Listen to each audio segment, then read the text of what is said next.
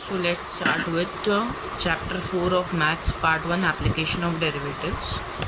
अब ये चैप्टर में हम लोग देखेंगे कि ज्योमेट्रिकल एप्लीकेशन क्या होता है डेरिवेटिव्स का and in the first exercise and बाकी other application of the chapter that we learned already that is differentiation.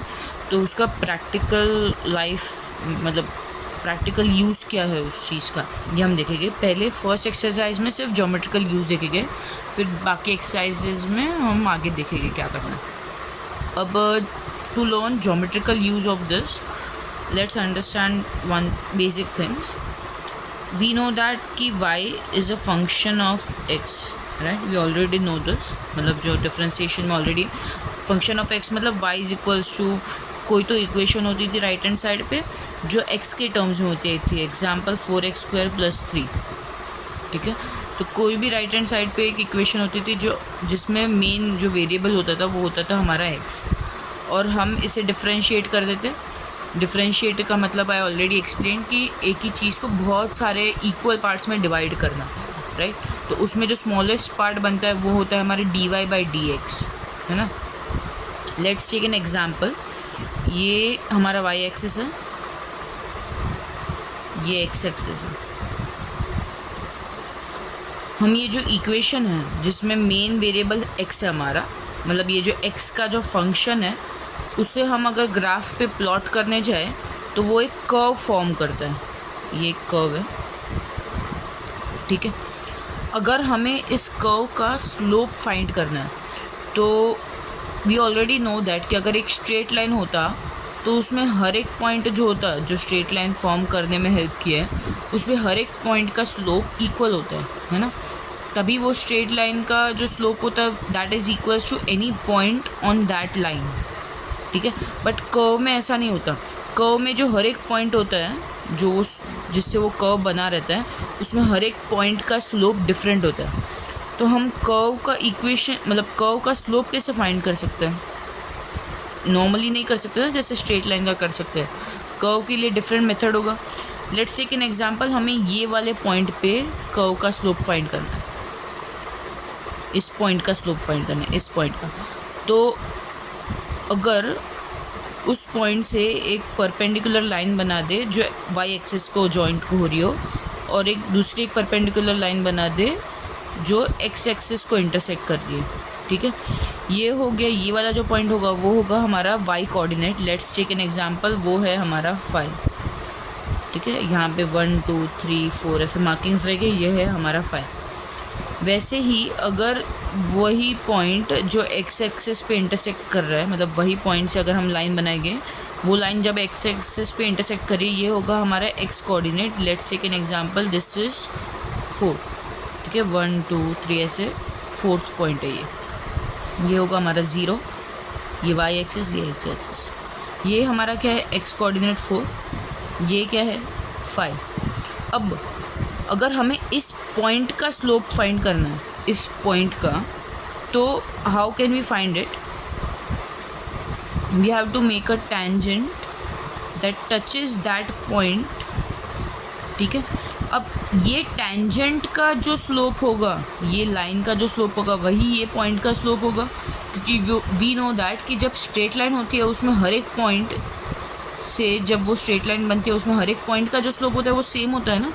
तो ये लाइन का जो स्लोप होगा वही ये पॉइंट का भी स्लोप होगा, ठीक है. तो ये वाला पॉइंट है हमारा x1 y1, ठीक है. ये जो x कोऑर्डिनेट और y कोऑर्डिनेट ये क्या रहेगा? 4,5. अगर हम इस लाइन का स्लोप फाइंड कर ले तो हम ये पॉइंट का स्लोप फाइंड कर सकते हैं जो कर्व में जो पॉइंट है वो वाले का. इतना समझ गया? अब हम वी नो दैट कि हम अगर कोई चीज़ को बहुत सारे पार्ट्स में अगर डिवाइड करते हैं तो वो एक dy/dx हमें मिलता है, राइट. वो जो स्मॉलेस्ट पार्ट रहता है, तो वो जो पॉइंट है वो dy/dx है, और वो पॉइंट ही स्लोप रहेगा क्योंकि पॉइंट और स्लोप उसका जो वो पॉइंट का जो स्लोप रहेगा वो खुद ही dy/dx ही रहेगा. एंड एक और चीज़ कि ये जो टेंजेंट है जो कर्व को टच कर रहा है वो टेंजेंट का इक्वेशन क्या होता है?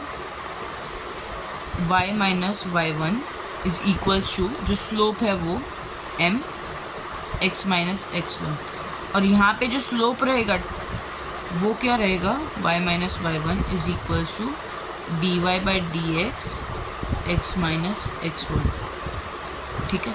और y1 और x1 क्या है हमारे, 4 और 5 और 4, y coordinate 5 and x coordinate 4, ठीक है।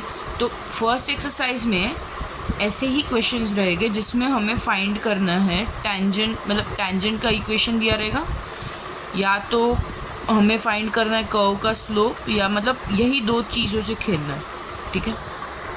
एंड ये कोई नया इक्वेशन नहीं है, ये चीज़ हमने ऑलरेडी पढ़ी हुई है स्कूल टाइम पे। ये स्लोप का फॉर्मूला है m, जो स्लोप होता था, is equals to y minus y1 upon x minus x1। यहाँ पे जो x माइनस x1 था नीचे, वो ये साइड ले लिया और ये हमने एक इक्वेशन फॉर्मेट में कर दिया, वो है हमारा टेंजेंट का इक्वेशन। अब यही चीज़ में dy बाई डी एक्स कहाँ से मिलेगा, जो कर्व है उसकी जो इक्वेशन है that is y is equal to 4x plus 3। इसी चीज़ को जब डिफ्रेंशिएट करेंगे तब dy बाई डी एक्स भी मिल जाएगा। y कोऑर्डिनेट ऑलरेडी है, x कोऑर्डिनेट ऑलरेडी है हमारे पास, वो क्या है, जिस पॉइंट पे ये टेंजेंट कर्व को टच कर रहा है, वो पॉइंट कौन सा है, ये 4,5, ठीक है। तो हमारे पास ये जो x और y है, ये दोनों वेरिएबल्स है जो इक्वेशन फॉर्म करने में हेल्प करेंगे। और एक बेसिक चीज़ पढ़ते हैं, ये था टेंजेंट का पार्ट, अब हम पढ़ते हैं नॉर्मल का पार्ट, ठीक है। ये वापस y एक्सिस x एक्सिस, ये एक कर्व है, ठीक है। इसी कर्व में ये एक पॉइंट पे हम बना रहे हैं टेंजेंट,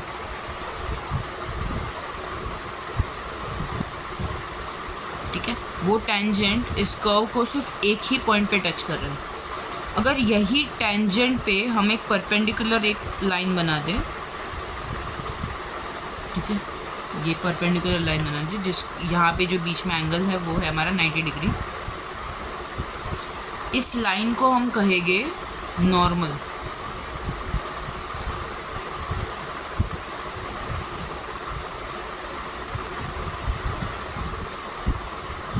मैथ्स में एक रूल है, जब टेंजेंट का हम स्लोप फाइंड करते हैं, लेट्स से टेंजेंट का स्लोप है m1, अगर टेंजेंट पे हम एक परपेंडिकुलर लाइन बना रहे हैं, ठीक है, उसका स्लोप जो होता है, let's take it slope as m2, normal का स्लोप है m2। तो मैथ्स में एक रूल है, जब कोई दो चीज़ परपेंडिकुलर होती है तो उनकी स्लोप का product m1 into m2 is equals to -1। ऐसा क्यों है, मैं शॉर्ट में समझाऊंगी, बट वो रेलेवेंट नहीं है हमारे सिलेबस से, क्योंकि ये दोनों एक दूसरे को 90 डिग्री एंगल से इंटरसेक्ट कर रहे हैं। tan 90 is equals to modulus of m2 minus m1 upon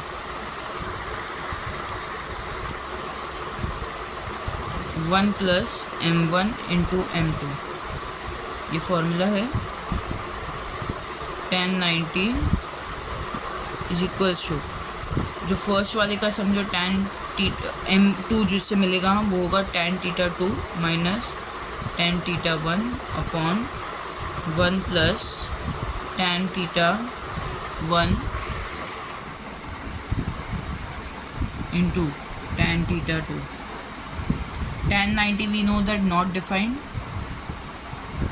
is equals to m2 minus m1 upon 1 plus m1 m2।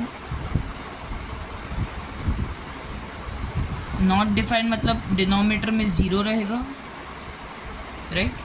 तो we get 1 plus m1 m2 is equal to 0, ये denominator ये equal है, therefore m1 m2 is equal to -1, मतलब इन दोनों का product is -1।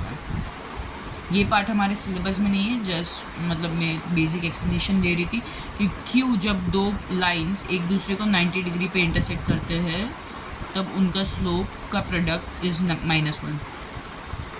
जैसे हमने tangent का इक्वेशन देखा इन द प्रीवियस पार्ट, क्या होता है, y minus y1 is equals to m x minus x1। Let's say tangent का जो स्लोप है वो हमारा m1 है।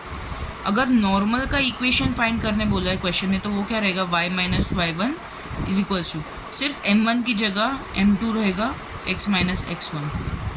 और m2 कैसे मिलेगा, ये इक्वेशन देखो, m2 कैसे मिलेगा, m2 is equals to -1 m1, यहाँ पे मल्टीप्लाई में ये साइड चला जाएगा तो डिवाइड में m1 डिवाइड में m2 हमें -1 अपॉन m1 से मिलेगा, अगर नॉर्मल का इक्वेशन फाइंड करने बोला है तो।